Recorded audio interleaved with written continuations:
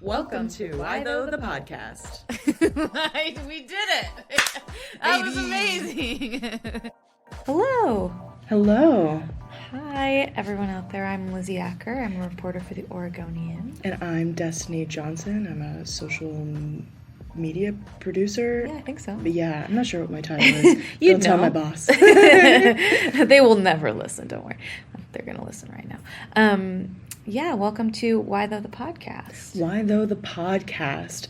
Because if you didn't know, Why Though is an incredible advice column that comes out every Tuesday, written by the very talented Lizzy Acker. I'll say it so she doesn't have to. Oh, that's really sweet. I was going to say it, but no. Yeah, so we're taking the column and kind of going behind the scenes a little bit, and we're going to get into questions that people send me, and it's going to be me and my amazing, also incredibly talented producer, Destiny. Oh, shucks.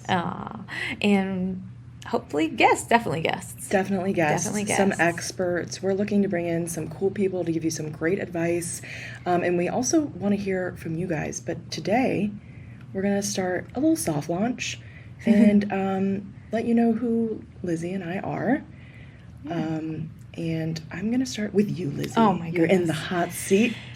It's hot. It's hot It's outside. hot. I am But it's actually kind of cool sweating. today. Yeah. It's not as bad It's not outside. as bad. I mean, I love the heat. It's funny because I'm from Oregon, a notably not super hot place, and I'm like, bring the heat on. And Destiny, spoiler alert, is from Florida, and she's like, it's too hot.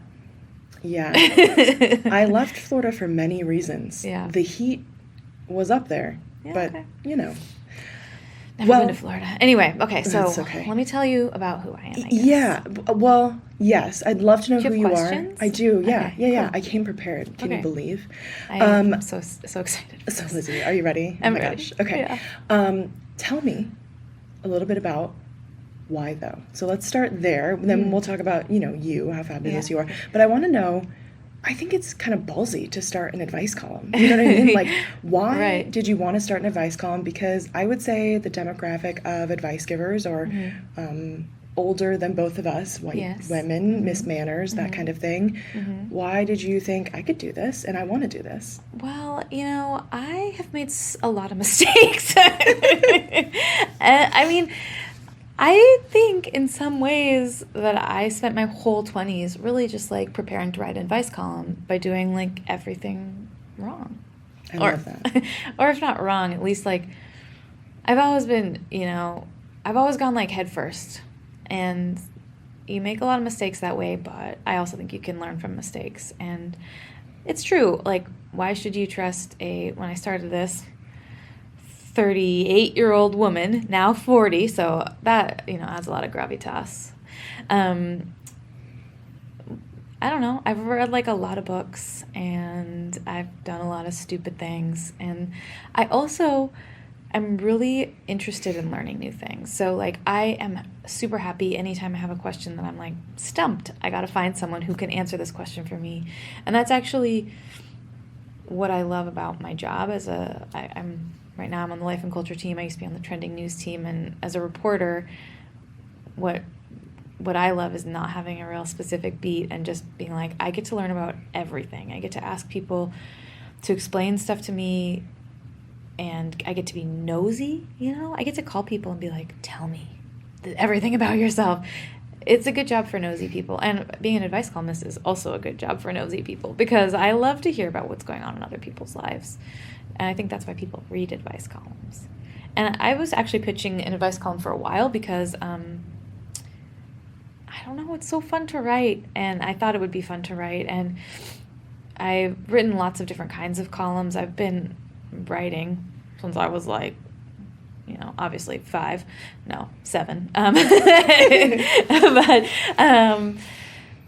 Yeah, writing for like in different ways for a really long time, and I like the idea of an advice column because it kind of marries two things that I'm interested in, which is learning more about myself, but also writing about other people. I spent a lot of time writing about myself before I worked for the Oregonian, and even sometimes still, I happily write about myself. My husband has famously said everything is off the record unless he puts it on the record, which I think is a brilliant, one reason I married him. He's really smart because I write about everybody and, yeah, except him.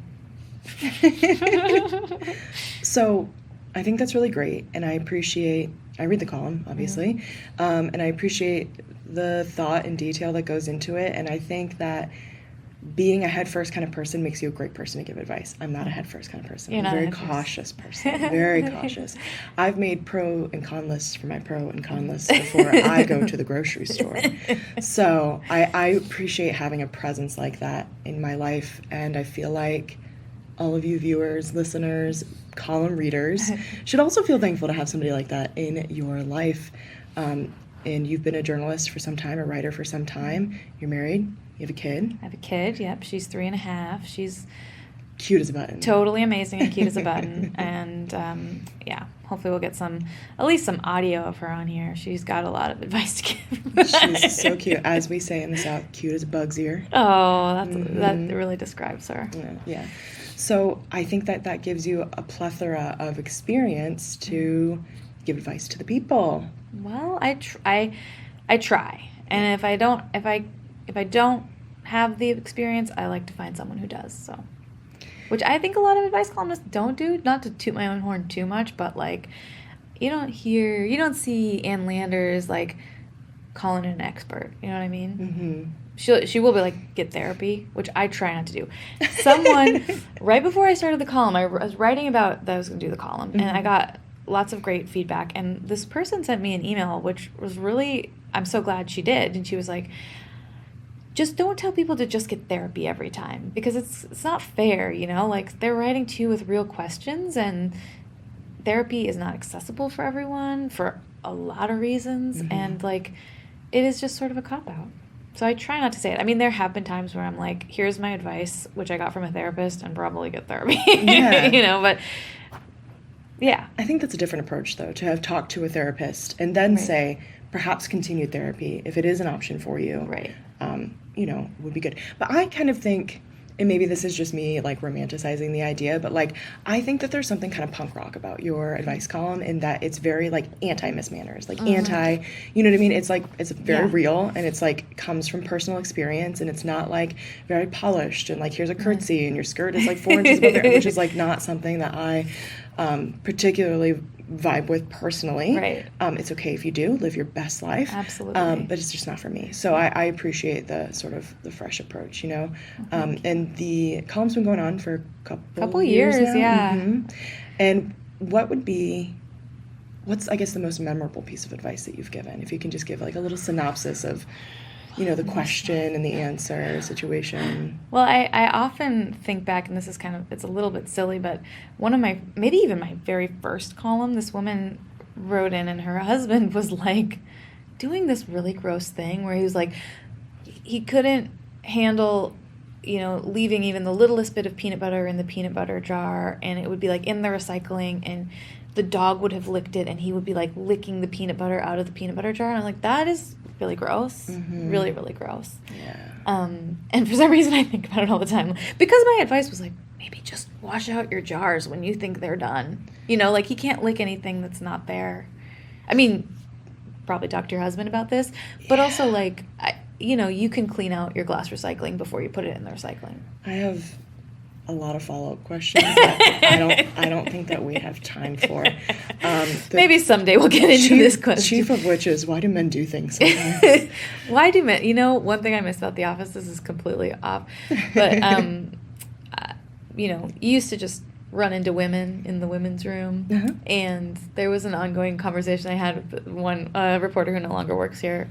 Love her, Molly was her name, and it was like, just the question was, I was like, why do men do things? And she would always have this like list of, and like I said, my husband's off the record, not him, but there's sometimes on Reddit, I think is where we would see these things, like, really, like a man who'd like didn't know how to do his own laundry. It's amazing. And I am not anti-man, but I am like pro teaching your children like how to exist in the world, regardless of gender. For sure, yeah. We can cover this in a whole other podcast, and I am so ready. Yeah, I'm sure it will be an ongoing thing.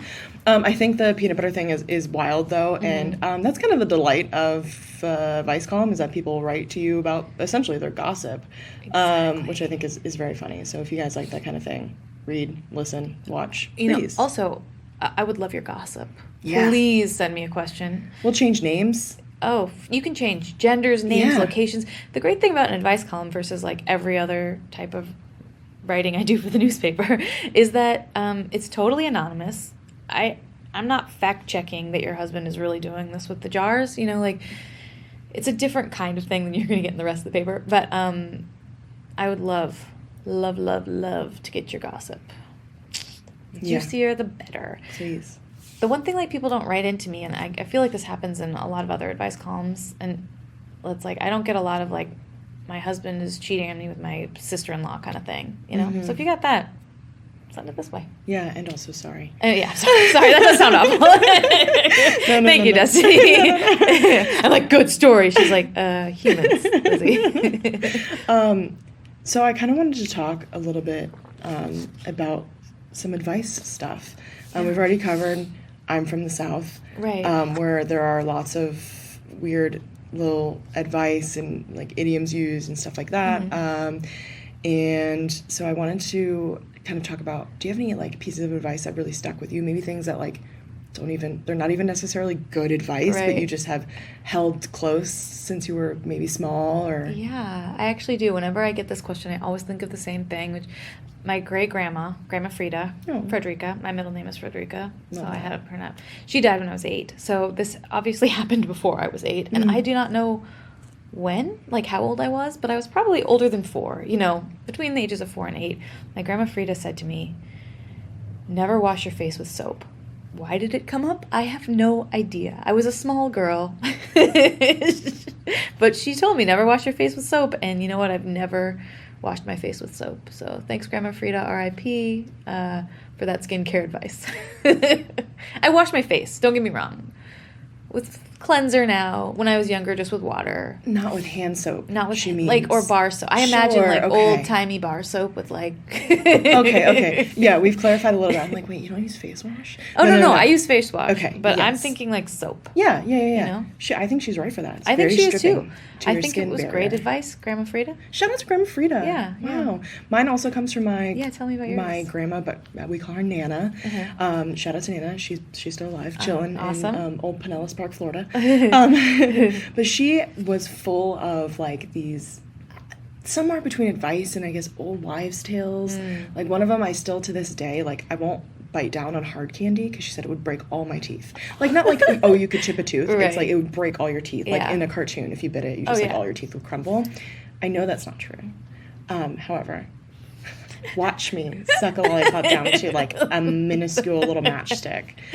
Absurd. Yeah. Another one. It could break one tooth, or if you had braces or something. so- Sure, yeah. No, it's right in its essence, but like it certainly was hyperbole, right? Yeah. And another one, and this is very silly, but I mentioned this to my mom the other day, and she was like, yeah, no, that totally works, like as if this is normal. It is to, if you really need to remember something in the next day, Okay. like and you're going to bed and you're like, I need to remember, gently Okay. hit your head on your pillow, kind of like face first, saying the thing that you want to remember the next morning, and you will remember. Is it the trauma of like hurting? It's not hurting yourself. Please put your head gently on the just, like, pillow. Gently. But like I think maybe doing something out of the norm Maybe. while thinking about the thing that you're trying to remember is maybe I shouldn't even try to inject logic in it and just know that it works. I mean, this is why Lizzy is the advice yeah, giver. I would, I would write it down on a piece of paper, but I would actually also I feel like if I needed to remember something so badly that I was willing to smash my head on my pillow. Smash is aggressive. Don't hurt yourself, please. Tap my head on my pillow. Then I would probably just stay awake all night worrying about it if I didn't write it down. Well, that's the other option. Yeah. Yeah. And as an anxiety-ridden gal and also adult, not out of the realm of possibility. Yeah. I have tons of those like little things like that. But also in the realm of advice, here's the thing. Here's why I asked you why you thought you should start an advice column, because I think everybody thinks they're qualified to give advice. Oh, right, totally. Whether you want it or not, whether you asked for it or not, in the grocery store, in your professional life, in your personal life. So there's a lot of bad advice out there. Certainly. Really Lots bad of bad advice. advice. I mean, bad advice is like the culture we swim in. Mm-hmm. I was thinking about that because I'm trying to think of like, well, can you tell me what's some bad advice you've gotten? The worst piece of advice I ever got was from my reporting lab professor. This was the big reporting class we had to take in college. I went to the University of Florida. I still owe them money, so I'm contractually obligated to say go Gators. I don't care about football. Please don't tweet me. I was in at hello_destiny. So I was in this big reporting class. This was like the big one where you went out, you wrote stories, whatever. My story, it was about how the drug spice, a completely synthetic drug, was impacting the homeless population and thus impacting tourism in downtown Gainesville. The deal with spice at the time was completely synthetic drug. If you outlaw one of the ingredients, they could just change the ingredient, then the spice that isn't illegal anymore. It was very strange. Whatever, it doesn't really matter. It made the front page of the state and local section of the town's paper, not the school paper. Right. Very jazzed. Very excited. Yeah. Big deal for a young journalist. And then I went online and read the comments. Oof. That's a piece of advice I'd give you. Don't do that. Oh, God. However, of course, everybody does. And Yeah. people were saying, I hate homeless people. I was treating them inhumanely, but I didn't care, blah, blah, blah. Yeah. And so I went to my reporting professor, and I was like, what do I do? Like, do I write a story following up? Right. You know, to clarify, or like from the other perspective? Like, what do I do? I was a young journalist. And he told me if I didn't toughen up, I would never make it in journalism. Oh. And I think back to that advice so much and just do so ardently the opposite. That's amazing. I have met so many journalists who are so, you'll see them crying with families, and then they'll come back to the newsroom and be like, it's not a story. Right. Or just the way that they will get jaded by the job and talk about these real human beings who are coming to us at really vulnerable moments. Yeah. And I never want that to be me. Yeah. You know, I've been in the business for, I don't know, 7 years now. Yeah. And I never want that to be me. And I think about that all the time, that, like, I am a human being. Right. These are human beings. Like, That's- this is a human exchange. Right. So I just thought that was really bad. That's advice. really terrible advice, but I'm so glad for you that you took it the other direction, because that's something I think about a lot. I mean, this is not a podcast about journalism. I mean, but it is a little bit. It is a little bit, because, I mean, one thing I think often whenever I have to write about, you know, I mean, I've done plenty of breaking news, and I've also done lots of talking to people whose, like, loved one has just died and things like that. Really hard things. And I think, you know, we're always talking to people on their absolute worst day. And this is just, is a day of our work. But if we forget that we're talking to people on our absolute worst day, on their absolute worst day, then we're losing something, and we're not actually helping them. I mean, I think most people get into journalism because we want to do something good. You know, like, I want to keep people interested and entertained, and also, like, serve my community, right?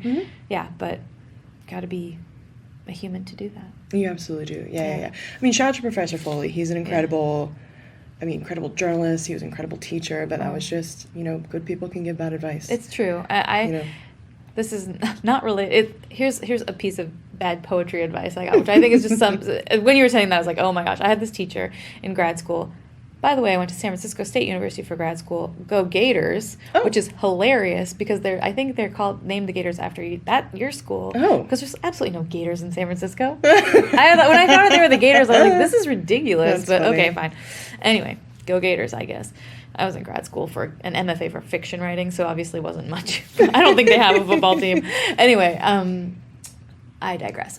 What I was saying, I had this really old teacher. He was like a beat poet. And he was old in the way that he wouldn't even tell me his birthday, like the year of his birth, which I needed for something else, for another job I had. Anyway, he would smoke cigarettes. He would light them out of the window and smoke out the window when the weather was bad. Otherwise, we'd have multiple cigarette breaks during the class. Okay. And he would type up his notes on a typewriter. Real old school guy. And I just remember one time he said, your poem should be able to be read by an alien on another planet. There should be no identifying, like, markers of like location or time, which I thought was like, maybe I misheard it, but like I'm pretty sure we're all like, huh? I mean, a lot of really famous poets would super beg to differ. Right? Like, part of what makes writing compelling is specificity in my mind. Also, not to get into the beats or the beef with the beats, but like Jack Kerouac, one Right. of the most famous ones, literally wrote an entire book about how he was going west. The entire book was about going west. Also, It's so weird. there are no aliens. As far as we know, there probably aren't aliens reading our poetry. Like, why would they need to? Anyway, the whole thing was very funny. And also, like, can't remember that guy's name, but he really outlived all those other guys, so he must have been doing something right. Maybe not poetry, but Sure. somehow he was still smoking cigarettes at, I'm assuming, 85. The kind of guy that they kept having, like, retirement parties for every year. And he was like, I don't know why you're having this party for me. I'm still here, bud. Yeah. Anyway. Yeah. So, I mean, I think great. bad advice shapes us just as much as good advice does Totally. sometimes. Yeah. And I think that when people hear, the reason why I ask that essentially is because I think when people hear like, oh, an advice column, like I write an advice column, like they think it's very, I don't know, light or silly Oh, yeah. or like not serious, but like it's a little serious. It's like pretty advice serious. is like, you get advice every single day. Yeah. Like people, it's just part of our exchange as we talk as humans. Right. So weird to me that people might think it's silly or less serious journalism or something. Well, I think, you know? I mean, not There's to get too some light political, stuff, but I but- think that it's because women do it. That's very fair. And, yeah. you know, anything that is a female realm is considered less serious. But, you know, I think of it as like, we're just all trying to figure out how to live better, like be better people on this planet right now. And that's what I'm trying to do in my life. And that's what I'm trying to help other people do, you know? And I don't get it right all the time. And I think that's also really part of it. Actually, I just got an email about my column that came out today. And I'm like, this was a great point. I can't wait to do a reader response column where I include this person's email, because it was like, yeah, she made a great point about my column today that I hadn't really quite thought of it in that way. And that's why I'm excited to do this with you, Destiny, because writing an advice column, I do like write my column and then I share it with a bunch of people and they give me feedback sometimes they don't. And I just love working with someone else whose mind I really respect, and I think we can like, it can be better, you know, the advice can be better, the whole thing can be better. It's just so cool to collaborate with someone and that you respect. And I think I'm also, you know, it's not the end of the pandemic, but we've just come out of this like really wild 3 years that's going to change everything forever. And one of the things I'm finding from that is like, I really love to be around people I like. You're a person I like. I'm excited to spend time with you. And, you know, we're actually doing this in person, which we wouldn't have done last year even. So it's fun. And I want people to also feel that vibe of like, you know, we're humans hanging out together. And that's really what it's all about. Yeah, and we want you to hang out with us. Also, I won't Right. skip over that. Thank you so much. It's Yeah. very kind. And I appreciate that. I was just telling somebody yesterday. She was like, this person was like, do you ever hang out with people and then kind of regret when you're out? Like, you're not having a bad time, but like, I was like, no. Because I don't leave my house for stuff I don't want to do. Yeah. Honestly, that's what the pandemic taught me. I'm Me like, too. I'm like chronically ill. I have type 1 diabetes, blah, blah, blah, blah, blah, whatever. So, you know, I've got to be real careful about getting sick. And so it really taught me to like, value when and why I go out and Right. where I'm spending my time and who I'm spending my time with. And Yeah.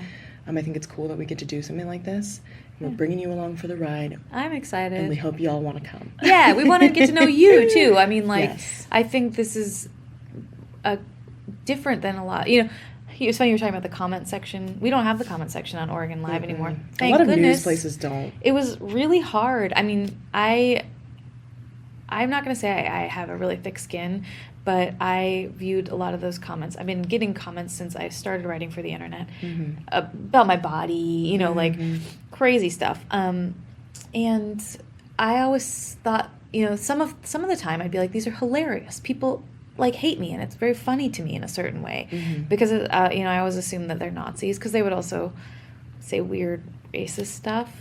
Assume I'm Jewish, my grandpa's Jewish, and people look at me and my last name and they assume things about me. And so I just sort of like dealt with it, but I always, you know, the goal of the comment section, I think at the beginning was like, we want to involve our readers in a dialogue, and that's not really what it turned out to be. No, it definitely didn't. But I do want to have that here, you know, like I want Yes. people to send me messages and, listen and share this and talk to us on Twitter, wherever, Before we get into other pieces of advice, do we want to talk about how people can get a hold of us? Yes. It's going to be, there's a few ways. You can email either of us. I'm at djohnson@oregonian.com. Lizzy is at L Acker, Acker. I always say at Oregonian.com. It's like Slacker with no S. Yes, Slacker. It's great. You have my favorite email for sure. We both have social media handles, which we will definitely put in the description of this podcast. You can find us there. But also... Yeah, we're doing this thing called Subtext where you can sign up to get text messages from us, and you can... Like for real. For real. Us. Yeah, we'll from talk me. to you. And then you can respond. And it's at... So, if you go to joinsubtext.com/why though, you'll find where you can sign up for Subtext. There's a 14-day free trial, and then it's $3.99 a month, which I know is money, which is not free. Mm-hmm. But try it for the 14-day free trial. And basically, we're going to text you about things having to do with the podcasts and why though, and it'll probably be me texting you about, questions I might have. I'm thinking I would like to ask questions of people who are texting us, like tell me about the best or worst advice you've ever gotten, things like that, and we'll also share that stuff on the podcast possibly. So, and also if you want to ask me questions, I adore questions for my column, so you can send them there. You can also email me or tweet me or send me a letter. Pigeon. You can send me a letter to the Oregonian. And here's the thing, we know that money, like Lizzy said, money is money. And so, of course, we're appreciative if you would subscribe to us. But we want to make it really interactive. So it's not like we're just going to be sending out notifications. This is for real. You're getting a hold of us. There's two of us. It's Lizzy and I. Yeah. Lizzy's probably going to field most of the, the text, but I'm happy to help, of course. But, we want to know what you're thinking about the columns. If you would have given different advice, what advice did you receive that you thought was absurd, or when your mother-in-law crossed your boundaries, or whatever. We want to know. We want to hear from you. And if you ever feel like screaming into the void, we're a very handsome void. Oh yes. So please, good listeners. Yeah, we're both Libras. Yes. So I don't know if that means we're good listeners. What we are going to have to do is get an astrologer on here at some point. Because I was thinking when you were saying, I'm a head first person, you're I do weigh the pros and cons a lot, but I do go, all in. I would be curious to see why. Why are we different if we're Libras? Shouldn't we be exactly the same? Mm-hmm. I would be interested in that as well. My best friend reads tarot cards. Ooh. I don't know much about it. Yeah. But I love her deeply, and I love when she reads my tarot cards. Okay, yeah. Yeah, super cool. Yeah. So those are the ways that you can get a hold of us. And please let us know what you're thinking about this podcast. We'll take any notes, gentle criticism. I will tell you, in the vein of the comment section and the way people are mean, if you send me an angry email and it says sent from my iPad, know that I will not respect that. So be nice to us. We're just two gals trying our best. Yeah, and if you... we'll be nice to you. Have some, comment on our appearance of any kind that isn't you look stunning, feel free to write it down on a piece of paper and then throw it in the trash because we don't want to hear it. Yes, very much so. Speaking of appearances, how you look, and back in the day, tell me about some advice you'd give your younger self. There's so much talk these days about nurturing your younger self and all this stuff, and I appreciate that. Yeah.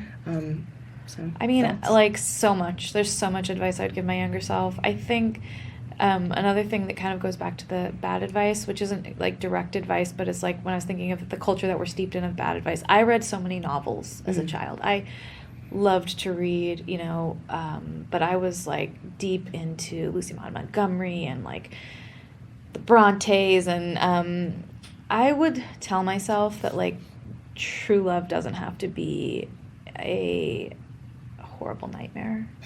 You know what I mean? There's this thing in the novels, the way that love is portrayed, it's always, and I mean this is plot, you need to have a plot and a story, but it's always a huge struggle, In my favorite, I don't know if anyone else read these books, but Emily of New Moon books, they're a Lucy Maud Montgomery series. It's not Anne of Green Gables. That's just even 1,000 times tragicer than Anne of Green Gables. And, she becomes an orphan, of course. You can't have a story without an orphan. But there's this guy she's in love with for like a decade or something, and she just like pines away for him, and it's always just like this huge struggle. And I think that I thought that love should be like that, and I think that's really sad, because I think a lot of young people think that, or old people think that, middle-aged people think that, but there are people in this world who will love you for you, and if you're staying awake all night waiting for someone to text you because you think they hate you or they're cheating on you or something, like, listen to yourself. That, not that it's always easy, but you don't need to be with someone who makes you feel bad. I think that's very good advice, especially as a youth. Your ideas are skewed because I think there's so much anxiety around, do they like me? Do they like me? Do they like me how I like me? Like stuff like that. And I think that it can be troublesome. I think it's also hard to talk about when you're that age. Totally. So, I think so, like, send this to your young friends. Yeah. We're old. Well, okay, I'm old.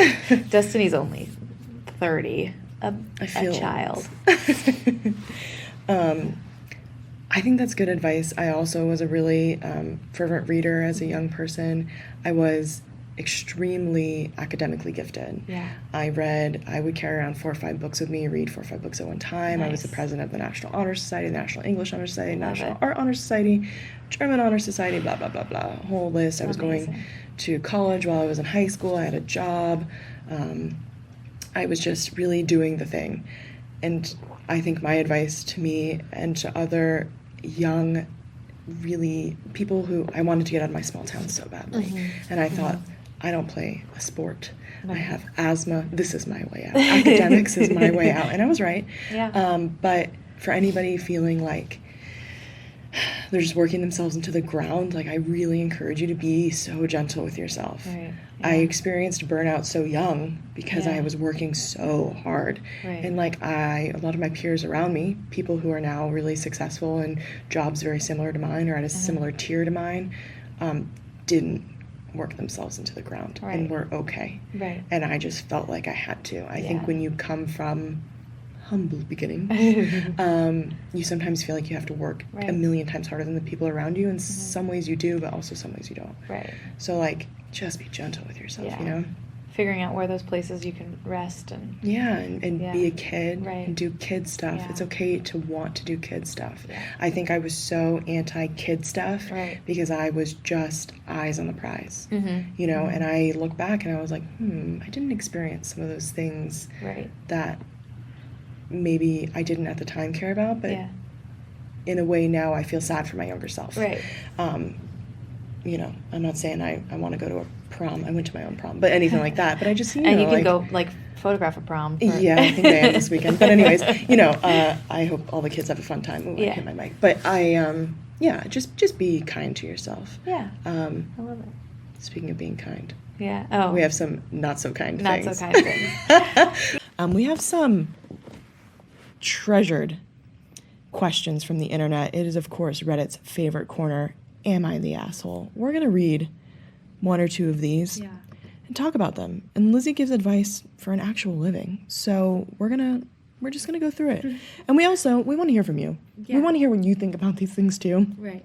Because what is more fun than being right or thinking other people are wrong? Yeah. There's very few things in the world, in my opinion. It's a little bit long, so everybody, just relax. Yeah, just relax. Maybe grab your fun little drink. I have a fun little drink. I have a fun little drink too. I got What'd you get? A jasmine green tea. Oh, do you sweeten it or no? No. It's like good. A little bitter. Yeah. I'm drinking peach iced tea Crystal Light, like a mom who eats only 100 calorie packs. You remember those? Yes. You have any trauma from those? I do. My mom, I love you so much. But I'm drinking it out of what I call my hot girl cup, which I told you earlier I think a nurse would have who's nice now, but she probably bullied me in high school. You know what I mean? Yeah. Anyway. I can see her haircut. You know what I mean? I know exactly. She has like a balayage. Yeah. She's very pretty, but she's always been pretty. Right. I think that's the vibe. Shout out to her. She certainly has 2 children. Anyways, shout out also to my hot girl cup. Okay, here we go. Would I be the bad guy for asking our friend to return a baby shower gift after a miscarriage? Oh boy. I mean, you better get better from there because, yep. So, yes, you would be the bad guy. Very obviously, this is going to talk about miscarriage and having children. So if that's not your vibe, just letting you know. Yeah. Okay. I know this sounds awful, and I feel like it might be a terrible thing to do, so I need some advice. Do you, if you already know it sounds awful and think it might be terrible to do? I think you might know. I think you might know the answer, but you know what, Destiny? Let's hear it. And do you think people write to this forum because they just want other people to tell them that they're right about their bad ideas? I think that they write because they think they might not be the bad guy. Oh boy. Okay, well, here we go. We'll see. Okay. My husband has a long-term family friend named Jen. Jen and I aren't friends, but we are friendly when we see each other. Jen had her first kid. When Jen had her first kid, my husband purchased a fairly expensive item off her baby shower registry as a gift, around $200 to $300 if I recall correctly. Who's keeping track? Okay. I had no issue with the gift or how much he spent. It was a nice item to gift her, and we were excited for her to grow her family with her then boyfriend, now husband. That seems unnecessary to add. Mm-hmm. Also, as a person who's had a registry, like, I don't think I had anything that was $200 or $300 on my baby registry. Wish I had. Should have put that on there, apparently. But there's other things. Anyway. Yeah, but then the husband's wife might write about you on a Reddit forum. So, like, okay. Personally, I thought this was... Oh, I'm sorry.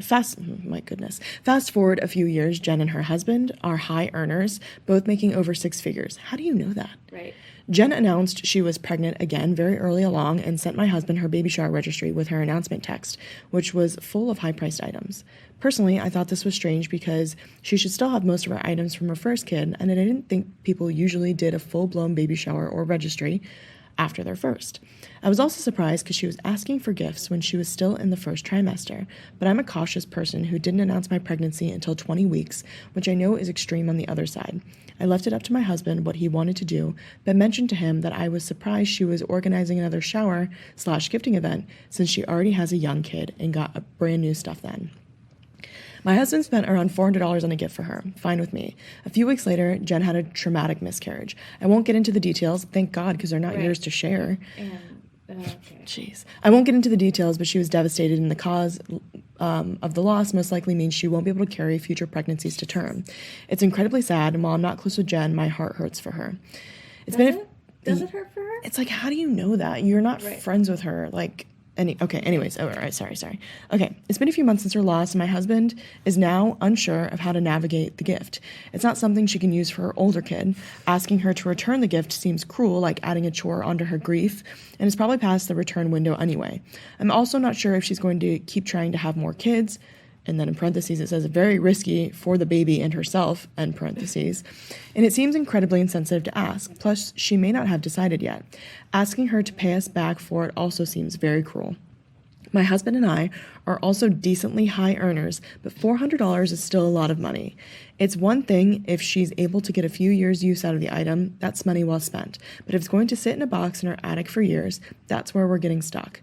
So would I be the bad guy if we asked about getting the gift back? Ideally, we could get our money back somehow, although it's probably too late. If we can't, then I'd at least like to gift it to somebody who can use it. And then parentheses, I feel awful just saying that, but that's how I feel. I hate when people say that. However, this is such a sensitive subject, and we don't want to pressure her if she's not ready to discuss it. She's not even your friend. There's an update. Oh, okay. All right, there's an update. I love when there's an update. Yeah. Says, I appreciate the feedback I've gotten. We will not be asking Jen about the gift. We don't want to make her feel worse than she already is. Given her statements in the past regarding adoption, I doubt she will find alternative ways to have another child if she's unable to do so biologically. But that's her path to walk. If she doesn't use it, I hope she at least donates the item to someone who needs it. People have also commented on my tone, and I just want to clarify that Jen is truly only my husband's friend, not mine. That was very clear, sister. Yeah. Don't worry. Don't worry. We know you don't like Jen. We aren't, yeah, for real. We aren't, quote, couple friends, end quote. And with her and her husband.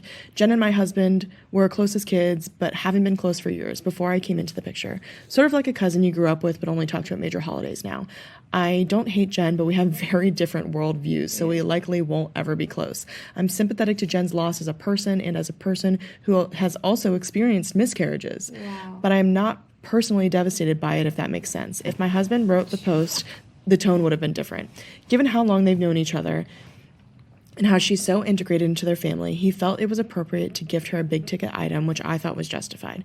I do wish he had waited to send it because I warned him that it was very early in the pregnancy and anything could happen. I will be logging out of this throwaway. Thanks. Yeah, you should have done that before you even posted this. Log out. My God. Go somewhere else. So what do we think about this? Well, I'm going to say I have had a miscarriage. You know, 1 in 3 people get pregnant have had a miscarriage. It's very, very common. Sure. And it's interesting that this writer says she's had a miscarriage and still seems to be so out of touch with reality. I mean, even if you haven't had a miscarriage or had children or, you know, haven't been older than 8 or 5, I feel like you should know that when you give someone a present, that's a present. You got rid of it. You gave it to them. That's theirs now. If I gave you a birthday present, it doesn't matter what what you do with it. It's not mine anymore. Mm-hmm. I mean, if you can't afford to give someone a $400 baby shower present, then don't give it to them. That's it. That's it. I think this person might be just a bad guy. I think this might be a bad guy. Like, not only did you qualify that you had miscarriages and yet found the tone, like you were defending the tone of your post by saying you had miscarriages. Where is your empathy? Where is your empathy? I don't care if this person one time slapped your grandmother in the face. No. Like, if your husband is friends with this person, has been friends with this person for a long time. Member of his family. That's a member of basically his family. what it is. It was just so flippant. And also, like, you put a lot of detail. Oh, I don't think she'll want to adopt. Right. How do you know that? You just said you're not close with this person. Your husband hasn't been super close with this person for a long time. And how do you know all these details about that she's never going to be able to have another kid? Did she disclose that to your husband when you guys only talk on major holidays? Right. No, you got that probably third hand through someone else. Yeah, her mom probably told your husband's mom, who then told, you know what I mean? Like, this is a wild thing to write on a Reddit, and for you to feel entitled enough to write that, I don't care about your $400 gift. I think you're just kind of a jerk. I think so too. I mean, I think that there's no, there's just no way that this is acceptable. I mean, imagine if you were married to a person and they reacted to something like this, I would be like, I made a huge mistake. Like, how are you capable of existing in this world if you think that it would, even if the question even crossed your mind, I'd be a little bit worried. But the fact that you feel so confident that this is possibly an okay thing to do, ask a woman who had a miscarriage, she announced her pregnancy. Whenever she announced her pregnancy, she said it was early, according to this woman who didn't announce till 20 weeks. But it was in the first trimester. I mean, she's just gone through such a horrifying ordeal. What part of you thinks that dealing with whatever the F you got her is even top 100 on her list of things she cares about? Oh, she also has a small child. And also, why do you think that she wouldn't give this to somebody else? Of course she would. Right. She probably doesn't want it in her house because it reminds her of something very sad and traumatic. What? Yeah, I will say, I had a miscarriage at 15 weeks, late. And I got rid of all of the maternity clothes I had, any of the baby stuff. Like, I didn't have very much, but, I mean, someone was going to bring some stuff over, I remember, like, that day. And when I got pregnant again a year later, he was like, do you want the stuff? I was like, absolutely not. I never want to see it. You know what I mean? And, yeah, she probably didn't take it out of the box. She probably donated it, or she will, let her deal with it on her own time. It's almost worse, this update. It's almost worse to know that she's had a miscarriage and that she would, because whether you are 8 weeks or 20 weeks, it is awful. And saying it's traumatic makes me think it was further along than that, and the fact that she maybe can't have kids anymore, she probably got very sick. I mean, horrible thing. You can go into sepsis. You can. I almost was septic. There's so many horrible things associated with that. Not only is it traumatic to your mind and your soul, but also your body. Right. I don't need to tell you that, Exactly. but listeners who Listeners maybe might don't need to know. have uteruses, Right. yeah, you should, no, it's, Right. yeah, it's the fact that no the person light with the lifting. uterus is writing this is depressing. Yeah, and like, listen, as I've gotten older, I used to be one of those kids who really relished in being right at any cost. Yeah. Any cost. I loved to be right. Yes. It ain't worth it. No. You know what? No. You know what's better than being right? Not hurting people's feelings. I think that's And so when you totally do true. something and you realize other people are telling you, hey, this is hurtful. Yeah. When you turn around and you double down on it, you just seem like such a jerk. Why can't you Right. just be like, you know what, this was wrong of me. Right. My priorities were not in order, and you guys were right. Right. I would wrong. have respected that so much Oh more. my gosh, yeah. Because, like, listen, we can all make some questionable decisions. Yeah, and the internet I makes wouldn't it have made easy. that one, but Right. I've made my own, as I'm sure you have. Absolutely. Yeah. But I hope that, and would only want to surround myself with people who are willing to learn. Right. And I think, I mean, like, even if we were going to take the miscarriage out of the equation, when you get someone a present, you have given that person the present, and that is the end of the story. It's like if you loan somebody money, not loan. If you give somebody money and they use it to buy, tickets to Disneyland, drugs, potatoes, whatever, it's absolutely none of your business. It's just like, sorry, it's gone. You don't have to give people money. You don't have to give people gifts. Mm-hmm. But when you give somebody a gift, it's no longer up to you what they do with it. And if you are putting strings on it, that's not a real gift. That's what I'm saying. Yeah. I was just going to say, that's what I'm saying. Yeah. I said it in my head. and what my head said was, why are you giving this gift with the expectation that she would use it only as intended? Right. What if she gifted it to somebody else? A lot who of needed things, it more, right, or whatever, or right. needed it less, or it doesn't even right. matter. Asking for it back, it's like, when you have a baby too, like, I got lots of things given to me, and I gave a lot of them away, like a lot of things, and that's just how it is. I wouldn't take it like, if someone is offering you even like clothes for your baby, but then like they want them back, I'm like, that's fine, thank you for the offer, I'm not going to take them, because I can't guarantee I'm not going to give it away tomorrow because I don't know if it's going to fit or whatever, like if it's going to be the right season. It's just like, I don't know what this $400 thing was, but I hope someone is getting some good use out of it. And also, you felt the need to say that you guys were relatively high earners. God. Sometimes you just have to eat the plate of poo. And in this situation, I think you do, sister. Right. Like, If you're my goodness. Relatively high earners. I mean, $400 is a lot of money, but Sure like, is. what?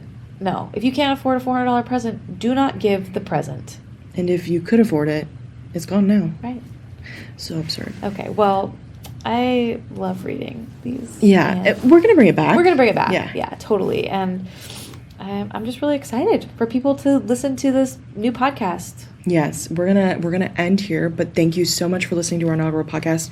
Next week, we will be tackling a why though question, for real why though question. Lizzy's going to bring it here, and we're going to talk about it, and we want to engage with you guys as well. So hit us up through our email, through our subtext, please. We'll put that somewhere. Yeah, we'll put it in the description of the podcast. Also, all of our social media, our emails, and how to get a hold of us. Thank you so much for listening. We're really excited to bring this to you. And please read Lizzy's column. Yeah, read my column at OregonLive.com. And we will see you guys next week with some good advice. Yeah. Thank you. Thank you. Bye. Bye. Thanks for listening to Why Though the podcast. Subscribe for weekly episodes wherever you listen to podcasts, and don't forget to leave us a 5-star review. If you're looking for more Why Though, check out my column that comes out every Tuesday on OregonLive.com. You can support our local journalism by going to OregonLive.com/pod support.